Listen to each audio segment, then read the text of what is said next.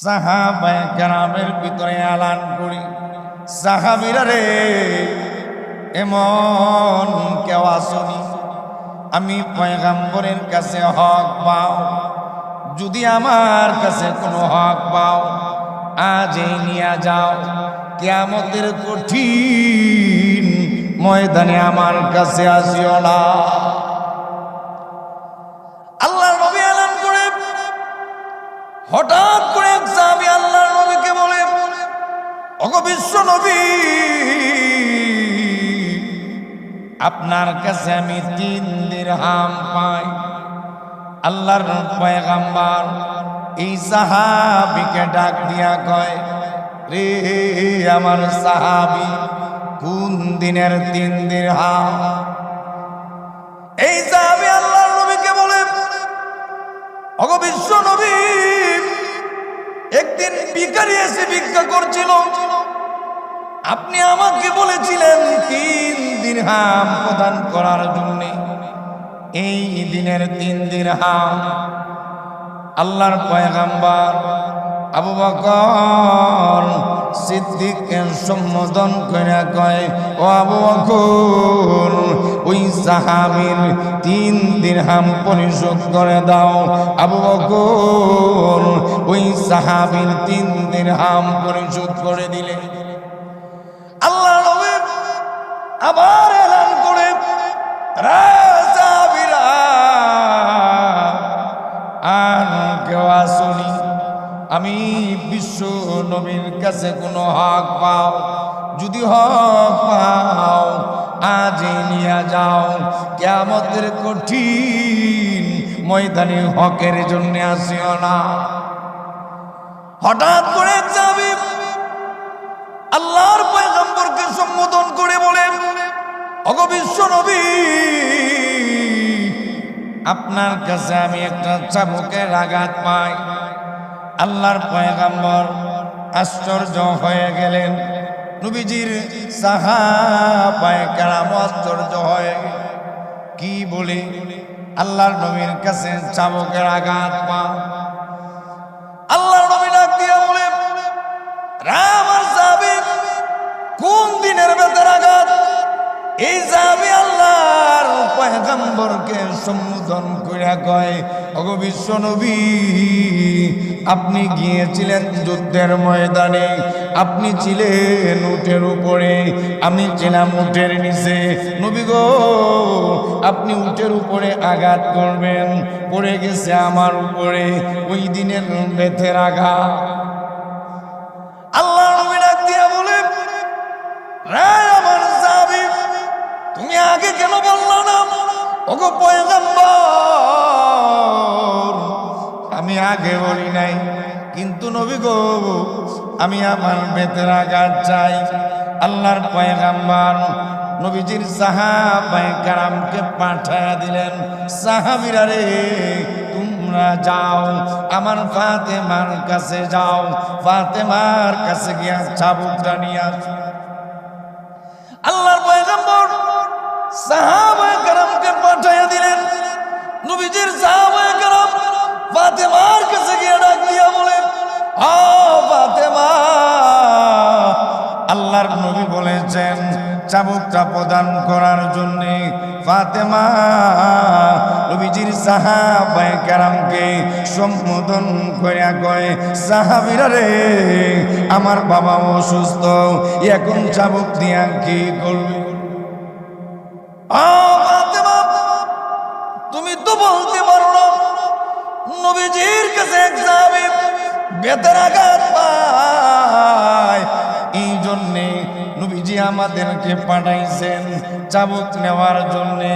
হযরতে ফাতেমা হযরতে হাসান হুসাইনকে ডাক দিয়া কই রে আমার হাসান, ও আমার হুসাইন, তোমরা যাও, ওই ব্যক্তির সামনে গিয়া তোমাদের পিঠ উন্মুক্ত করে দাও, আর বলে দাও যত আঘাত করতে হয় আমাদের পিঠে করো, আমার নবীর পিঠে করিও না।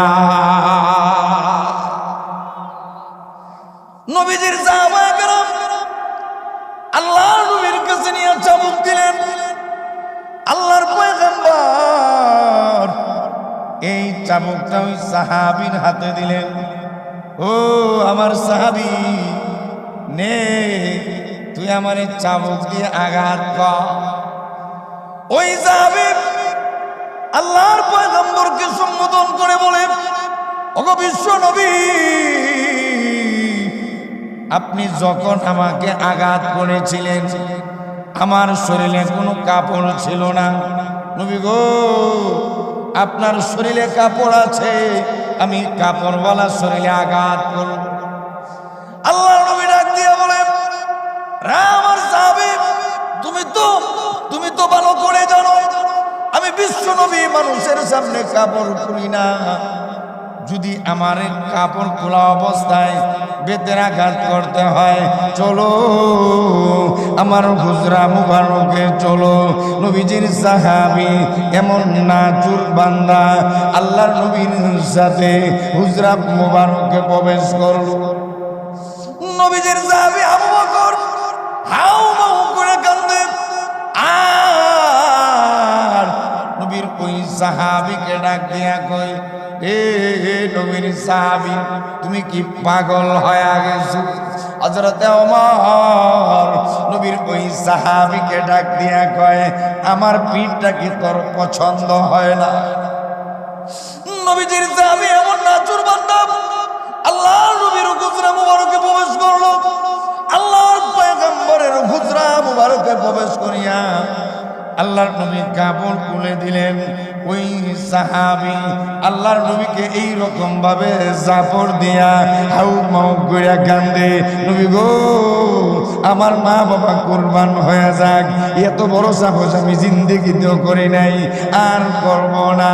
ওগো পয়গম্বর, সুযোগ যেহেতু পাইলাম আমি কাজে লাগাইয়া দিলাম। জুরে কন্যা সুবহানাল্লাহ। আল্লাহর নবী ডাক দিয়ে বলে, আমার সাহাবী, কি সুযোগ পাইলা, কি সুযোগ পাইলা? ওই সাহাবী আল্লাহর নবীকে ডাক দিয়া কয়, ওগো পয়গম্বর, আপনি একদিন বলেছিলেন কোন মানুষ যদি মখরে নবুয়তের মধ্যে চুমু দেয় ওই ব্যক্তির জন্য জাহান্নাম হারাম হয়ে যায়। জুরে কন্যা আল্লাহু আকবার, আরো জুরে কন্যা আল্লাহু আকবার। ওগো আল্লাহর নবী, আপনি একদিন বলেছিলেন কোন মানুষ যদি মখরে নবুয়তের মধ্যে চুমু দেয় ওই ব্যক্তির জন্য জাহান্নাম হারাম হয়ে যায়। নবী গো, সুযোগ যেহেতু পাইলাম আমি কাজে লাগাইয়া দিলাম।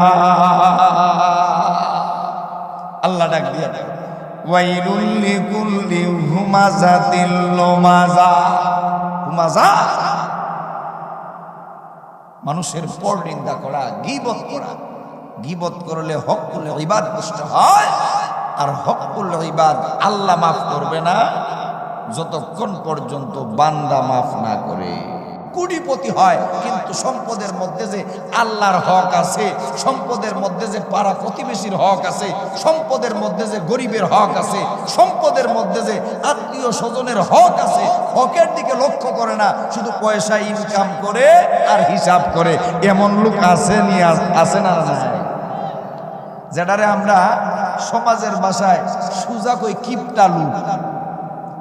কিপটা লোক এমন আছে, সম্পদ উপার্জন করে আর হিসাব করে, কিন্তু স্ত্রীরও খাওয়ায় না, সন্তানরেও খাওয়ায় না, পাড়া প্রতিবেশীরও খাওয়ায় না, নিজের বাপরেও খাওয়ায় না, শুধু ইনকাম করে আর হিসাব করে। বউয়ে যদি কয়, কি গো, অনেকদিন যাবত একটা ইলিশ মাছ খাইবার মন চাইছিল, একটা ইলিশ মাছ খাওয়াও।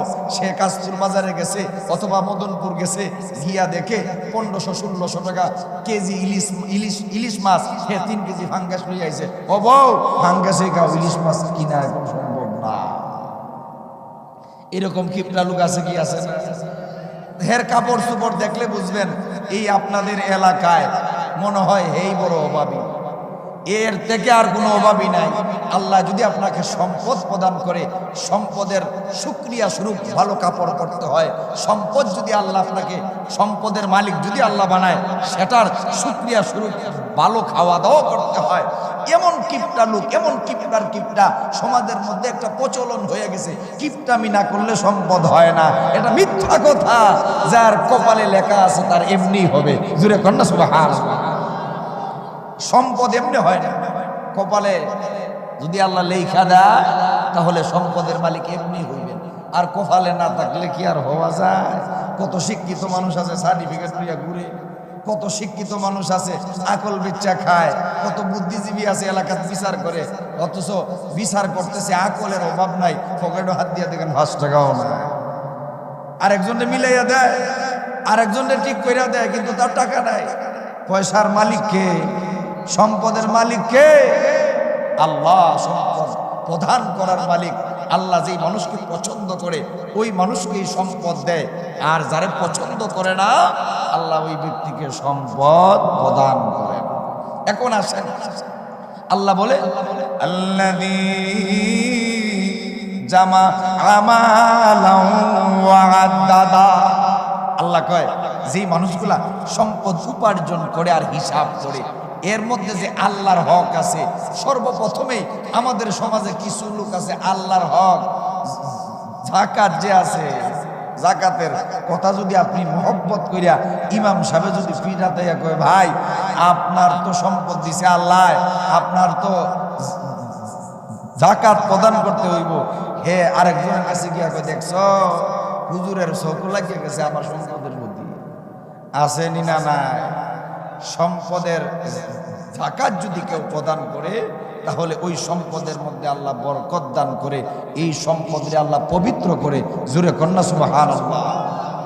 আল্লাহ কারুনকে সম্পদ প্রদান করেছিল, আল্লাহ কারুনকে সম্পদ প্রদান করেছিল। সময় কম, এই জন্য কেমনে সম্পদ প্রদান করছে, কারুন কেমনে বড় লোক হয়েছে সেটা বলবো না, কিন্তু কারুনের সামান্য ইতিহাস বলবো। কারুন রে আল্লাহ এত সম্পদ প্রদান করছে।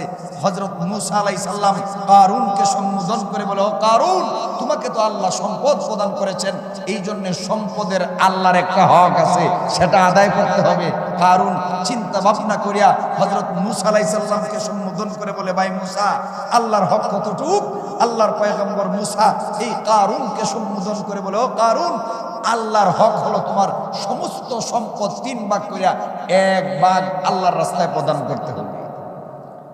সে চিন্তা ভাবনা করলো, আমার এত সম্পদ, আমি যদি 3 ভাগ করে 1 ভাগ দিই তাহলে তো আমার অনেক সম্পদ শেষ হয়ে যাবে।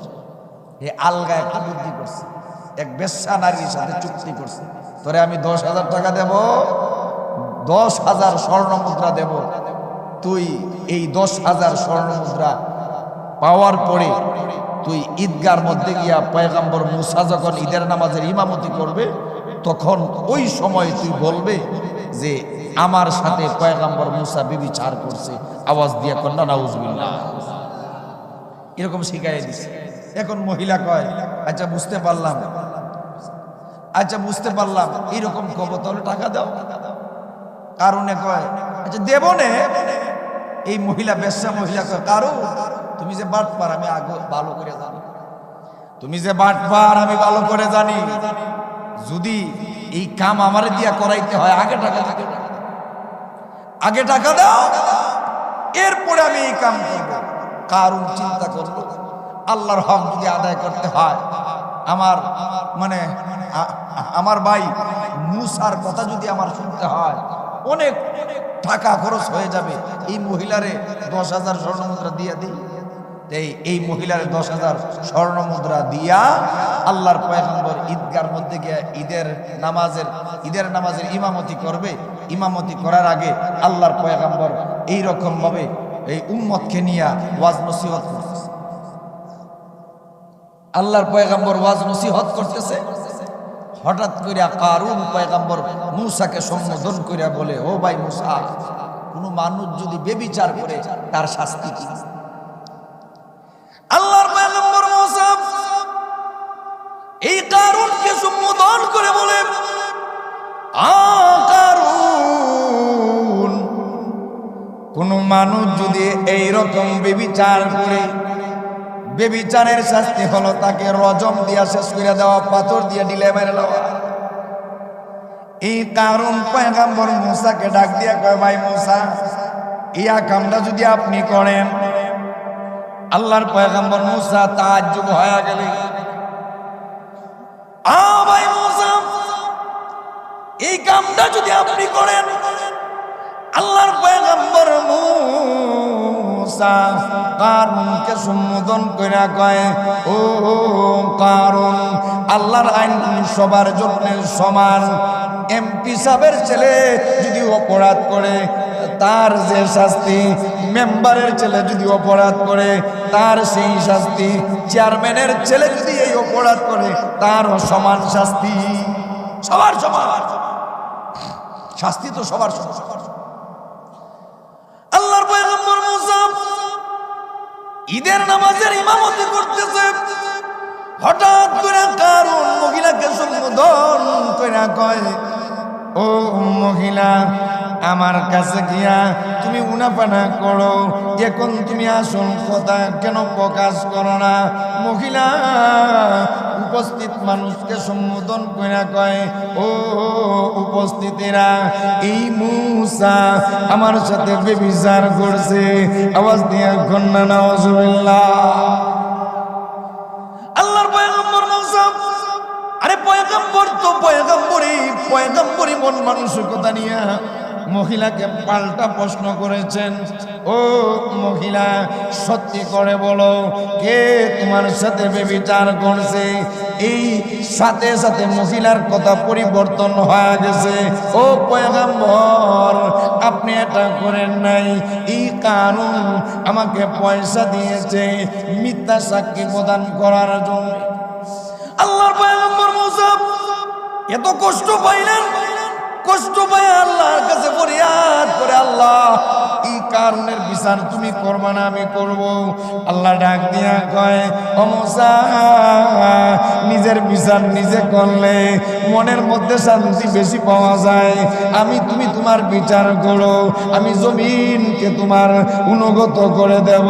তুমি কারুনের বিচার করো। এখন পয়গম্বর মুসা জমিনকে সম্বোধন করে কয়, ইয়া আরদু কুজি, ও জমিন, কারুনে হামলা কর। এই কথা বলতেই কারুনের টাকনু পর্যন্ত জমিন খেয়ে ফেলেছে। আবার পয়গম্বর জমিনকে সম্বোধন করে বলে, ইয়া আরদু কুজি, ও জমিন, কারুনে হামলা কর। এই কথা বলতেই কারুনের হাঁটু পর্যন্ত জমিন খেয়ে ফেলেছে। আবার পয়গম্বর জমিনকে সম্বোধন কইরা কয়, ইয়া আরদু খুজি, ও জমিন, কারুনে হামলা কর, কারুনে হামলা কর। এই কথা বলতেই কারুনের কোমর পর্যন্ত জমিন খেয়ে ফেলেছে। এখন কারুন পয়গম্বরকে সম্বোধন করে কয়, ভাই মুসা, বুঝতে পারছি রে মুসা, তুমি আমারে মাফ কইরা দাও, তুমি আমারে মাফ কইরা দাও। হাউ মাউ কইরা কান্দে। আল্লাহ তার পয়গম্বরকে সম্বোধন কইরা কয়, ও মুসা, কারুন কয়বার আপনার কাছে মাফ চেয়েছে? আল্লাহর পয়গম্বর মুসা আল্লাহকে সম্বোধন কইরা কয়, আল্লাহ, বলতে পারি না কয়বার মাফ চেয়েছে। আল্লাহ ডাক দিয়া বলে, মুসা, কারুন 40 বার আপনার কাছে মাফ চেয়েছে। ও পয়গম্বর, 40 বারের মধ্যে একবার আপনি শুনেন নাই। ওই কারুনও যদি একবার আমি আল্লাহর কাছে মাফ চাইতো, আমি ওই কারুনকেও মাফ করিয়া কুদরতি কুলে উঠাইয়া নিতাম। আল্লাহর পয়গম্বর মুসা জমিনকে সম্বোধন করে বলে, জমিন, কারুনে হামলা কর, কারুনে ধর। এখন জমিন কোমর পর্যন্ত খেয়ে ফেলেছে। এখন কারুন আল্লাহর পয়গম্বর মুসাকে সম্বোধন করে কয়, ভাই মুসা, আমি তো আপনার বোন বিয়া করছি, আমি যদি মারা যাই আপনার বোন কিন্তু বিধবা হয়ে যাইবে, আপনি আমারে মাফ কইরা দেন। আল্লাহর পয়গম্বর মুসা কোনো কথা বলে না। মুফাসসিরিনে কেরাম তাফসীরের কিতাবের মধ্যে লেখে কারুন এই রকম ভাবে কান্নাকাটি করেছে, কারুন কান্নাকাটি কইরা তার আশপাশের জমিন পানি হয়ে গেছে, পেক হয়ে গেছে। এইরকম ভাবে কান্নাকাটি করেছে, আশপাশের জমিন পেক হয়ে গেছে। এরপর পয়গম্বর মাফ করে না। শেষমেশ কারুন পয়গম্বরকে সম্বোধন কইরা কয়, ও পয়গম্বর, বুঝতে পারছি তোমার আর তোমার আল্লাহর চোখ লেগে গেছে আমার সম্পদের প্রতি। নাউজুবিল্লাহ বলেন না। কয় পয়গম্বর, বুঝতে পারছি তোমার চোখ আমার সম্পদের প্রতি লাগিয়ে গেছে গা। এই জন্যই তো তুমি আমারে মাফ করো না, আমি মরে যাবো গা, সম্পদ তোমরা খাইতা। আল্লাহর পয়গম্বর আল্লাহকে সম্বোধন করে বলেন, আল্লাহ তুমি এই মাত্র বললা এই কারুন যদি একবার আমার কাছে আল্লাহ কইয়া মাফ চাইতো, আমি আল্লাহ কারুনকে মাফ কইরা দিতাম। আল্লাহ দেখছো এই কারুনে কি কয়, তোমার বলে চোখ লেগে গেছে তার সম্পদের প্রতি, আমার বলে চোখ লাগা গেছে। এরপরে আল্লাহর পয়গম্বর আবার জমিনকে কয়, ইয়া আরদু খুজি, ও জমিন কারুন রে ধর, কারুন রে ধর। এই কথা বলতেই জমিন কারুনকে খেয়ে ফেলেছে। মুফাসসিরিনে কেরাম তাফসীরের কিতাবের মধ্যে লেখেন, কিয়ামত পর্যন্ত কারুনের লাশ জমিনের নিচের দিকে যাইতেই থাকবে, যাইতেই থাকবে, কিয়ামত পর্যন্ত যাবে। কেন? আল্লাহ সম্পদ প্রদান করেছিলেন, সম্পদের আল্লাহর হক ঠিক মতো আদায় করে নাই। এই জন্য আল্লাহ বলে, আল্লাযী জামা মালান ওয়া আদ্দাদা, আমি আল্লাহ যাদেরকে সম্পদ দিলাম, এই সম্পদ যারা সম্পদ পাইয়া সম্পদ উপার্জন করলো আর হিসাব করলো, এই সম্পদের মধ্যে পাড়া প্রতিবেশীর হক আদায় করে নাই, নিজের আত্মীয় স্বজনের হক আদায় করে নাই, গরিব মিসকিনের হক আদায় করে নাই, পাড়া প্রতিবেশীর হক আদায় করে নাই, বইনের হক আদায় করে নাই, বইনের হক মেয়েরা খাইছে। আল্লাহ কয়, কারুনকে যে এরকম ভাবে হামলা করছি আমি আল্লাহ, ঠিক ভাবে তোমার উপরও এইরকম ভয়াবহ হামলা চলবে।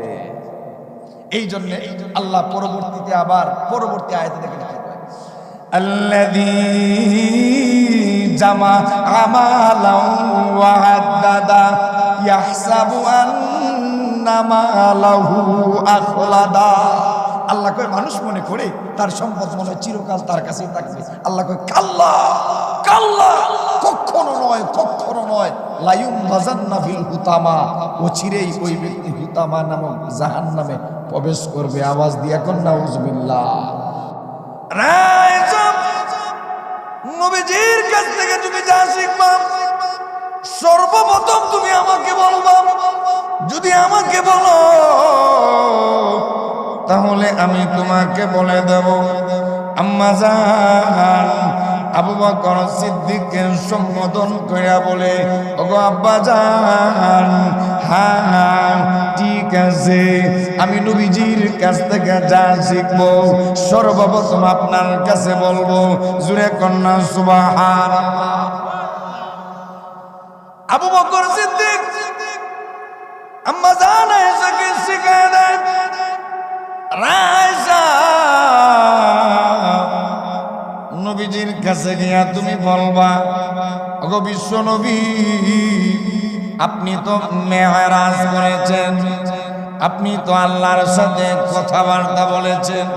ওগো পয়গম্বর, অনেক কথা আপনি উম্মতের কাছে প্রচার করেছেন। এমন কোন কথা আসেনি যেই কথা এখনো উম্মতের কাছে প্রচার করেন নাই।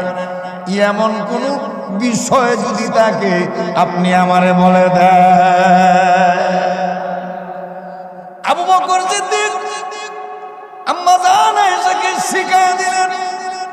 আম্মা জান আয়েশা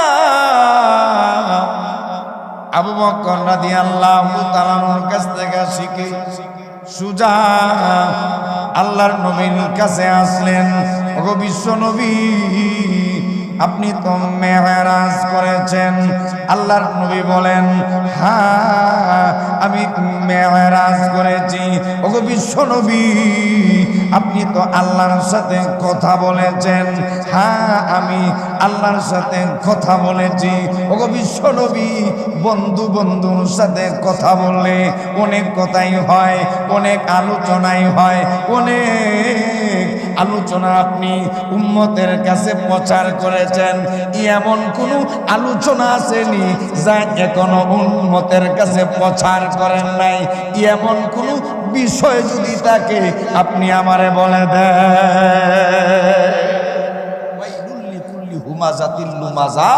লুমাজা শব্দের অর্থ হলো সামনাসামনি হ্যাঁ করা। আল্লাহকে ওয়াইলুন, এদের জন্য ধ্বংস। নাউজুবিল্লাহ। আল্লাহর পয়গম্বর আম্মা জান আয়েশার উরুর মধ্যে আল্লাহর পয়গম্বর মাথা রাখলেন। আম্মা জান আল্লাহর পয়গম্বরের সুন্নতি চুলে হাত বোলাইয়া দিচ্ছে। হঠাৎ করে আল্লাহর নবী আম্মা জান আয়েশাকে সম্বোধন করে বলে, রে আয়েশা, আজকে তুমি আমার কাছে যা চাইবা তোমাকে আমি তাই প্রদান করব। সুবহানাল্লাহ কইবেন না একবার? আরো আওয়াজ দিয়া কন্যা সুবহানাল্লাহ। আল্লাহর পয়গম্বর আম্মা জান আয়েশাকে সম্বোধন করে বলে, রে আয়েশা, আজকে তুমি আমার কাছে যা চাইবা তোমাকে আমি তাই প্রদান করব। আম্মা জান পেরেশান হয়ে গেছে। ওগো আল্লাহর নবী, আমাকে একটু সময় দেন, একটু আমাকে সময় দেন। আল্লাহর নবী আম্মা জান আয়েশাকে সময় দিলেন। আম্মা জান আল্লাহর পয়গম্বরের কাছ থেকে সময় নিয়া সুজা আবু বকর সিদ্দিক রাদিয়াল্লাহু তাআলার কাছে চলে গেলেন। ওগো আব্বা জান, আল্লাহর পয়গম্বর আমাকে সুযোগ দিয়েছেন, আজকে আমি নবীজির কাছে যে জিনিস চাইব নবী আমারে তা প্রদান করবেন। ওগো আব্বা জান, আপনি আমাকে শুনাইয়া দেন, কি জিনিস নবীর কাছে আমি প্রার্থনা করতে পারি, কি জিনিস চাইতে পারি, একটু আমাকে বলে দেন। আবু বকর আম্মা জান আয়েশাকে সম্বোধন কইরা কয়, ও আয়েশা, তোমাকে আমি বলে দেব, কিন্তু শর্ত হলো নবীজির কাছ থেকে তুমি যা শিখবা সর্বপ্রথম তুমি আমাকে বলবা। আয়েশা, নবীজির কাছ থেকে তুমি যা শিখবা সর্বপ্রথম তুমি আমাকে বলবা। যদি আমাকে বলো তাহলে আমি তোমাকে বলে দেব। আম্মা জান আবু বকর সিদ্দিককে সম্বোধন কইরা বলে, ওগো আব্বা জান, হ্যাঁ ঠিক আছে, আমি নবীজির কাছ থেকে যা শিখবো সর্বপ্রথম আপনার কাছে বলবো। জুরে কন্যা সুবহানাল্লাহ। আবু বকর সিদ্দিক আম্মা জান আয়েশাকে শিখায় দেয়, আয়েশা, নবীজির কাছে গিয়া তুমি বলবা, ওগো বিশ্ব নবী, আপনি তো মেরাজ করেছেন, আপনি তো আল্লাহর সাথে কথাবার্তা বলেছেন। ওগো পয়গম্বর, অনেক কথা আপনি উম্মতের কাছে প্রচার করেছেন। এমন কোন কথা আসেনি যেই কথা এখনো উম্মতের কাছে প্রচার করেন নাই। এমন কোন বিষয় যদি থাকে আপনি আমারে বলে দেন।